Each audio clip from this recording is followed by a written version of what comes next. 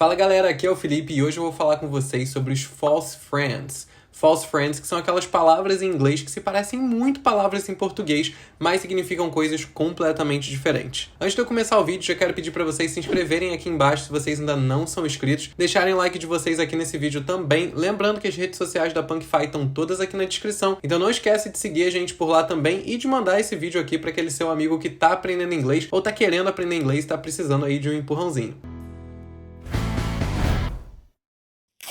Bom, antes de qualquer coisa, vamos entender o que são palavras cognatas. Palavras cognatas nada mais são do que palavras em duas línguas que se parecem muito e que significam a mesma coisa. Então elas acabam até ajudando aí no nosso aprendizado porque elas são parecidas e têm o mesmo significado. Essas palavras são chamadas ou de palavras cognatas ou só de cognatos. Alguns exemplos de palavras cognatas entre o inglês e o português são balão e balloon, família e family, carro e car, computador e computer. E agora que a gente entendeu o que são palavras cognatas ou só cognatos, a gente vai entender o que são os falsos cognatos. Falsos cognatos são aquelas palavras que se assemelham muito em duas línguas, porém que significam coisas completamente diferentes e que acabam induzindo a gente bastante ao erro quando a gente está aprendendo aquela língua. Em inglês, essas palavras são chamadas de false friends. False friends, que significa amigos falsos, fazendo uma referência aí àquela pessoa que aparenta uma coisa pra você, mas no fundo ela é uma pessoa completamente diferente. Pois é, igual o que acontece com os falsos cognatos. Então eu vou abordar aqui nesse vídeo alguns dos false friends mais comuns de confundir os brasileiros quando eles estão aprendendo inglês, pra gente não cometer mais esses erros a partir de agora. Começando por uma palavra aí bem comum de ser vista nas portas dos estabelecimentos comerciais, que é a palavra push. Push. Os brasileiros, quando leem essa palavra, tendem a achar que ela significa puxar. Mas, na verdade, ela significa o oposto e significa empurrar. Hoje em dia, eu pelo menos tenho achado bem mais comum ver esses adesivos nas lojas em português, mas quando eu era pequeno, era bem comum ver esses adesivos em inglês. Então, um exemplo para vocês verem a aplicação dessa palavra numa frase: push the door to get in. Push the door to get in. Ah, então como é que fala puxar em inglês? Puxar em inglês se fala pull.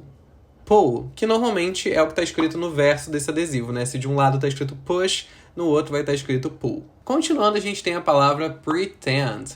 Pretend, que os brasileiros tendem a achar que significa pretender, né? Por conta de ser bem parecido. Mas, na verdade, pretend significa fingir, bem diferente. Por exemplo, he pretends to be her friend. He pretends to be her friend. Então ele finge ser amigo dela. A palavra que a gente usa em inglês para pretender é a palavra intend. Intend. Continuando, a gente tem costume. Costume, que é uma outra palavra que também confunde muito porque os brasileiros tendem a achar que significa costume. Mas, na verdade, o que costume significa é fantasia, daquelas que a gente usa mesmo no carnaval, no Halloween. Por exemplo, I'm going to a costume party. I'm going to a costume party. E para costume em inglês a gente tem a palavra, por exemplo, habit.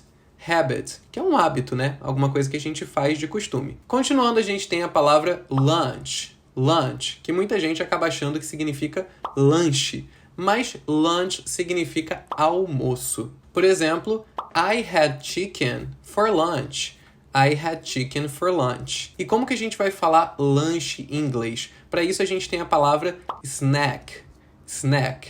Levando em consideração que vocês chamam de lanche esse momento no dia que a gente para comer uma besteira. Porque tem alguns lugares, inclusive aqui no Espírito Santo, que a galera chama de lanche, tipo hambúrguer, batata frita e refrigerante. Isso no Rio, por exemplo, não é tão comum. Então, assim, esse lanche que você para num momentinho para beliscar um negócio, ele se chama snack. Em seguida, a gente tem a palavra prejudice.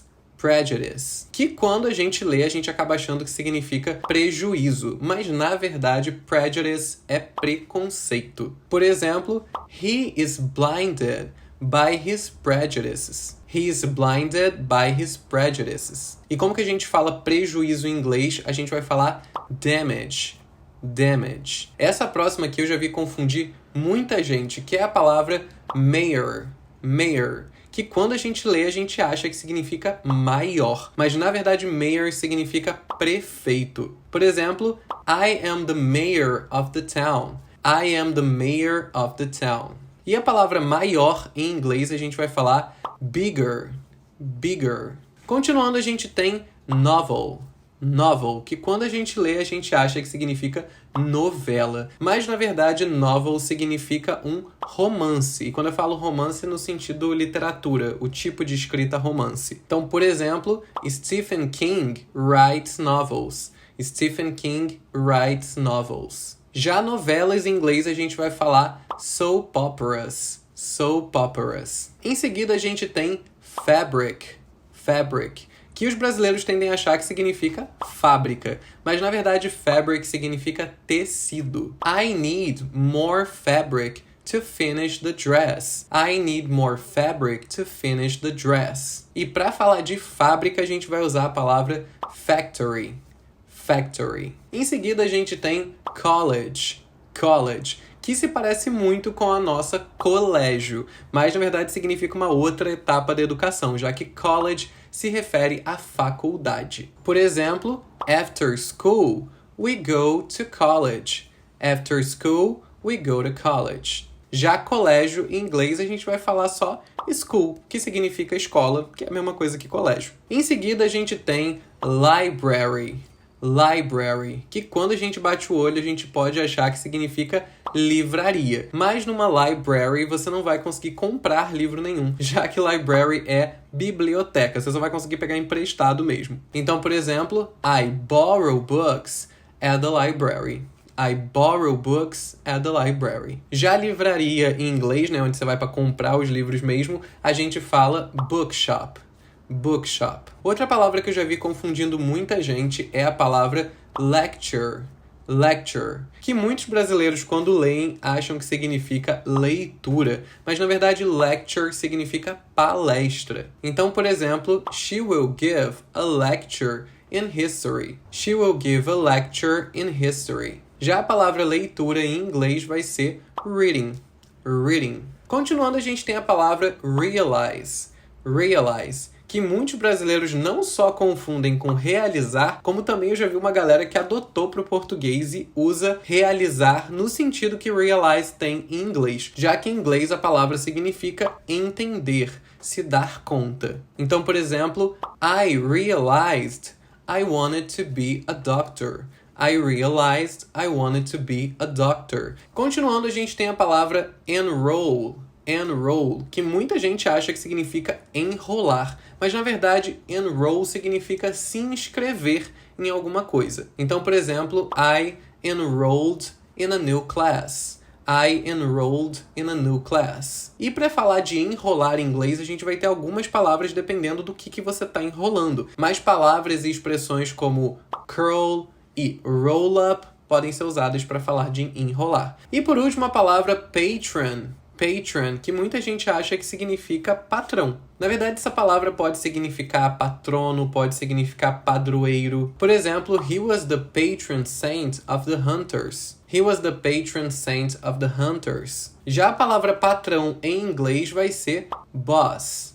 Boss. É claro que nesse vídeo eu não trouxe todos os falsos cognatos que existem entre o português e o inglês, mas de qualquer forma eu tentei trazer aí os que são mais comuns e causam mais confusão, mas não deixa de comentar aqui embaixo outros falsos cognatos que vocês conheçam que também já confundiram vocês no passado, pra gente poder usar os comentários para expandir esse conhecimento. Mais uma vez quero pedir para vocês se inscreverem aqui no canal se vocês ainda não são inscritos, deixarem o like de vocês aqui no vídeo também, lembrando que as redes sociais da PunkFi estão todas aqui na descrição. Eu vou ficando por aqui e até o próximo vídeo.